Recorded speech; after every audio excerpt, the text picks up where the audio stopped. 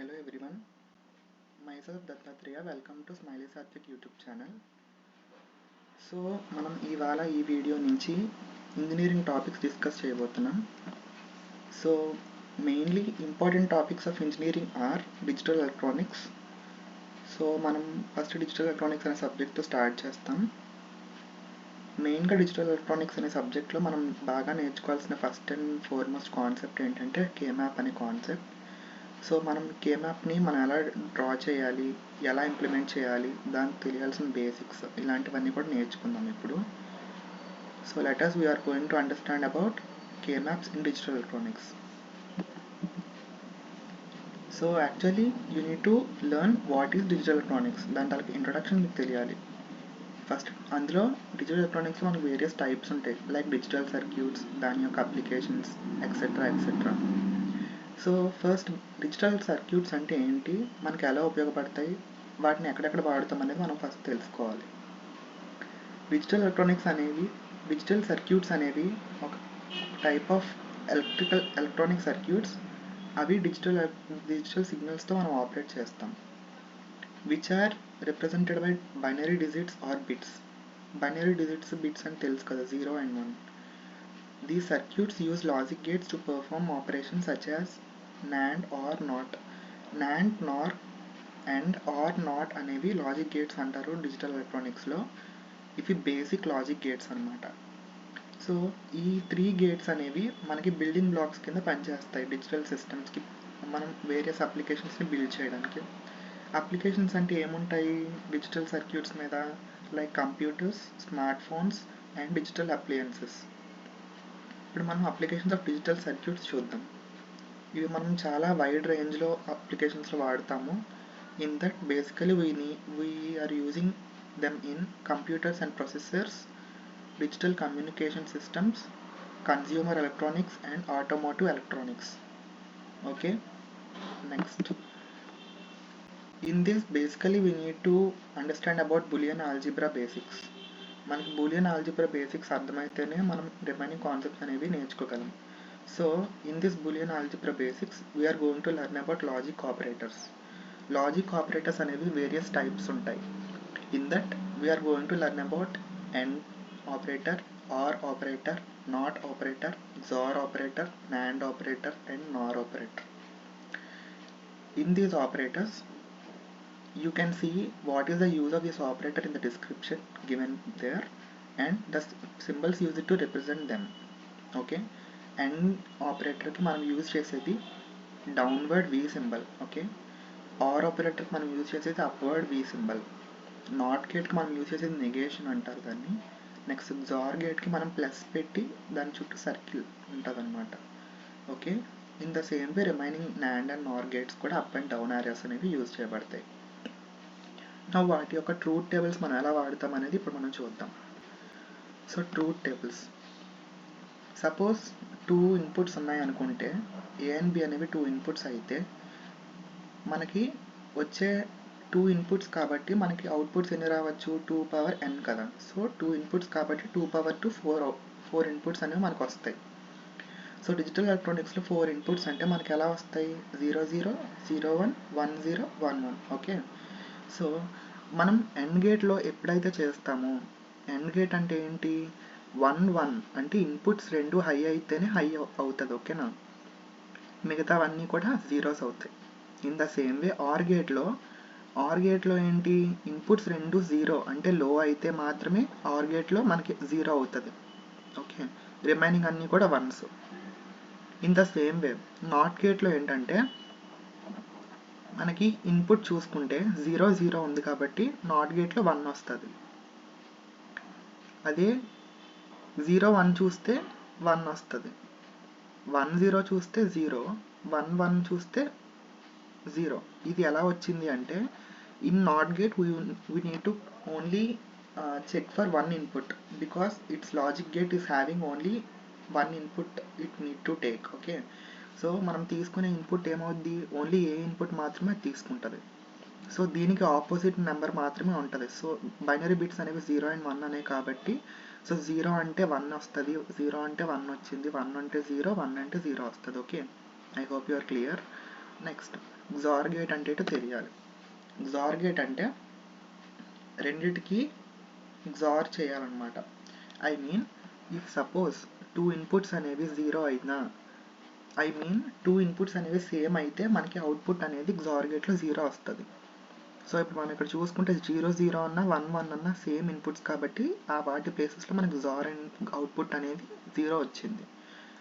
మిగతా 2 ప్లేసెస్లో కూడా మనకు 1 అనేది వస్తుంది అనమాట. ఓకే, నెక్స్ట్ 2 గేట్స్ అనేవి మనకి ఎండ్ అండ్ ఆర్ గేట్స్ కానీ వస్తే దానికి సింప్లీ రివర్స్ అవుట్పుట్స్ అని తెలుసుకుంటే సరిపోద్ది అనమాట. ఓకేనా, సో చూసుకుంటే NAND గేట్ అంటే AND గేట్కి రివర్స్. ఓకే, సో 0 0 1 ఉన్నది ఇక్కడ 1 1 1 0 అయింది. ఆర్ గేట్లో 0 1 1 ఉన్నది 1 0 0 అయింది. I hope you are clear about that. And one more thing, NAND gate అనేది AND gate plus NOT gate యొక్క combination. In the same way NOR gate అనేది OR gate and NOT gate యొక్క combination. I hope you are clear with truth tables. Next you need to understand about Boolean expressions. Boolean expressions are nothing but how we express that combination. Expression, see, A and B, A or B, not A XOR B, A NAND B, A not B. వీటి యొక్క uses అనేవి ఇక్కడ డిస్క్రిప్షన్లో ఇవ్వబడ్డాయి. You can refer to that.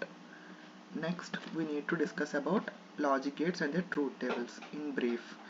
So మనం చెప్పుకున్నట్టు మెయిన్గా మనం డిస్కస్ చేసేవి ఫోర్ గేట్స్, 4 లాజిక్ గేట్స్ మనం డిస్కస్ చేస్తాం. నేను ఇందాక చెప్పాను కదా, AND గేట్ అంటే the AND gate is a basic logic gate that outputs true అంటే 1 only if all its inputs are 1. నేను చెప్పాను కదా 1 1 బోత్ ద ఇన్పుట్స్ హై అయితేనే అవుట్పుట్ అనేది హై అవుతుంది. In the same way OR గేట్కి ఏమవుతుంది, ఆర్ గేట్ అనేది ఒక బేసిక్ లాజిక్ గేట్, అది అవుట్పుట్ 1 ఇస్తుంది ఎప్పుడు, if both inputs are 1. Okay, next in the same way not gate అంటే ఓన్లీ ఒక ఇన్పుట్ తీసుకుంటుంది అని చెప్పాను. యా, సో 0 అయినప్పుడు 1 అవుతుంది అవుట్పుట్, 1 ఇన్పుట్ తీసుకున్నప్పుడు 0 అవుట్పుట్ ఇస్తుంది. In the same way XOR gate అంటే ఏంటి, సేమ్ ఇన్పుట్స్ కానీ వస్తే 0, డిఫరెంట్ ఇన్పుట్స్ ఇస్తే 1 అవుట్పుట్ వస్తుంది. I hope you are clear about it. Next one, so ఇవన్నీ ఓకే.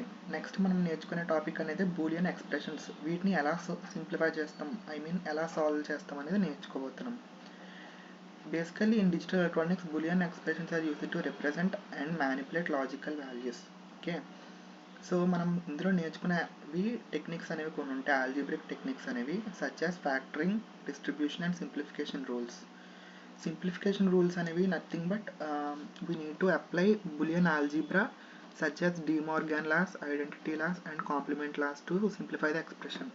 అంటే మనం జస్ట్ డి మోర్గాన్ లాస్ ఉంటాయి కదా, వాటిని యూజ్ చేసుకొని సింప్లిఫై చేస్తాం.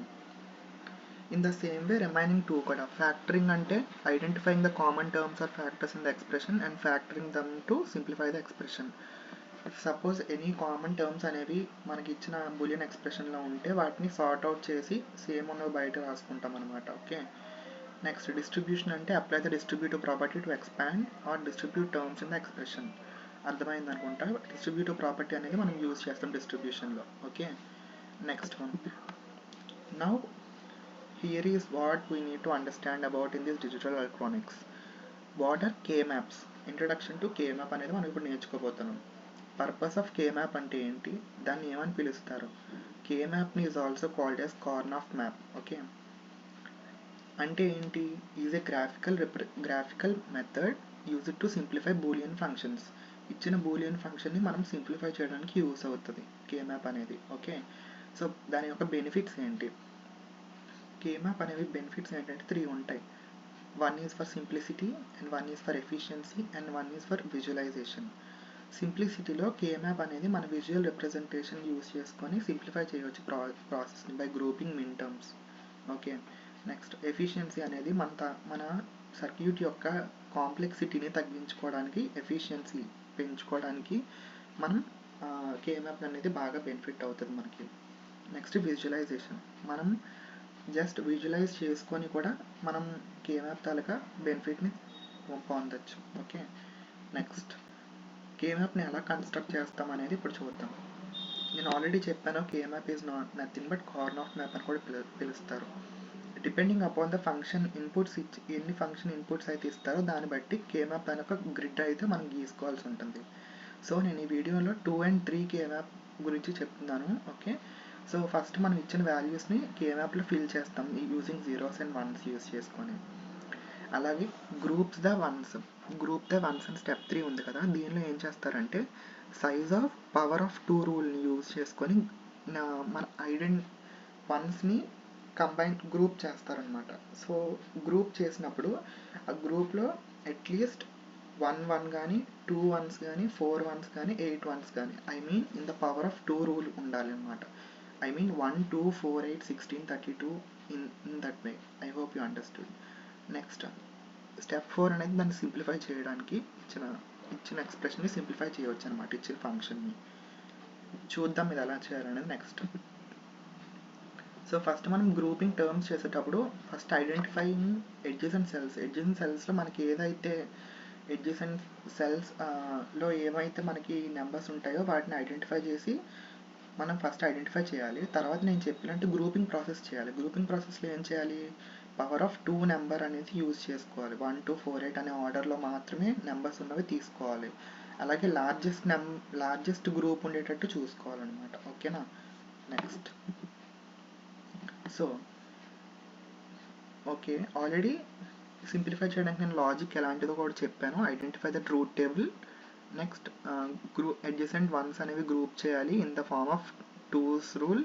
నెక్స్ట్ బులియన్ ఎక్స్ప్రెషన్స్ అనేవి రాయాలి, దాని నుంచి మనం సింప్లిఫై చేసుకోవాలి. ఓకేనా. సింప్లిఫై చేసిందని మనకి ఎక్స్ప్రెషన్ ఎవ్రీథింగ్. సో ఇప్పుడు మనకి ఇచ్చిన క్వశ్చన్ ఎలా ఇస్తారంటే 2 వేరియబుల్ K-map సపోజ్ మనం ఇక్కడ చూసుకుంటే ఇచ్చింది f of a, b అనేది ఫంక్షన్. ఇందులో a, b అంటే 2 ఇన్పుట్స్ a and b అని. So in that sigma represents మనకి సమ్మేషన్ అనమాట. సో సిగ్మా ఆఫ్ 0 1 3 ఇచ్చారు కాబట్టి మనం వాటి ప్లేస్లో మనం నెంబర్స్ పెట్టుకోవాలన్నమాట. ఓకే, సో ఇప్పుడు మనకి ఏం చూడాలంటే this is K-map of 2 by 2 which contains 2 rows and 2 columns. In this we need to choose this is 0, this is 1, this is 2 and this is 3. So మనకి ఇక్కడ ఇచ్చింది 2 తప్ప మిగతా అన్ని వాల్యూస్ ఇచ్చారు కాబట్టి we need to choose these 3. In these 3 we cannot choose 3 as a group because it need to satisfy power 2 rule. Yeah, so we need to choose this both as 1 group and this both as 1 group. So ఇలా మనం చూస్ చేసుకున్నాం కాబట్టి దీన్ని బట్టి పైన చూసుకుంటే ఇది ఏకి 0 ఉంది కాబట్టి ఏ బార్ వస్తుంది. నెక్స్ట్ ప్లస్ ఇటువైపు నెంబర్ చేంజ్ అవుతుంది కాబట్టి బి వస్తుంది.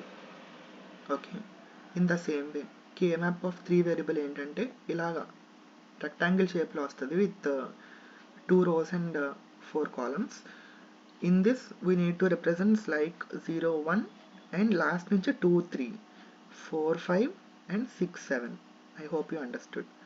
నెక్స్ట్ వాటి ప్లేసుల్లో మనం రిప్రజెంట్ చేసుకుంటాం. ఇక్కడ నేనైతే ఏం రిప్రజెంట్ చేయలేదు కానీ మనం వాటి ప్లేస్లో వన్స్ అయితే పెడతాము. ఓకేనా.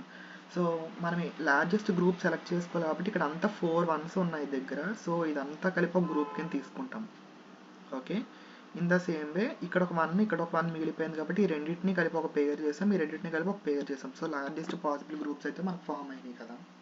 యా, సో మనం వీటిని యూజ్ చేసుకొని ఈ బూలియన్ ఎక్స్ప్రెషన్ అయితే బూలియన్ ఆల్జీబ్రాని మనం రాయొచ్చు అనమాట. సో ఈ మొత్తానికి మనకు వచ్చే ఎక్స్ప్రెషన్ అనేది బి, దీనికి మనకు వచ్చేది A C bar and A bar C. Okay, so మనం ఇలా వాల్యూస్ అయితే వేసుకోవడం జరుగుతుంది ఏబిసి అని. సో ఇవి నేను చెప్పినవి 2 వేరియబుల్ అండ్ 3 వేరియబుల్ K-maps మనకి క్లాస్లో. సో వాటి మీద ప్రాబ్లమ్స్ అయితే పక్కన ఇచ్చాను, దీన్ని సాల్వ్ చేయండి. Okay, next. So quickly we'll recap the concepts what we have discussed. K-map is a graphical method used to simplify logic functions in digital electronics. K-map consists of cells representing different combinations of input variables.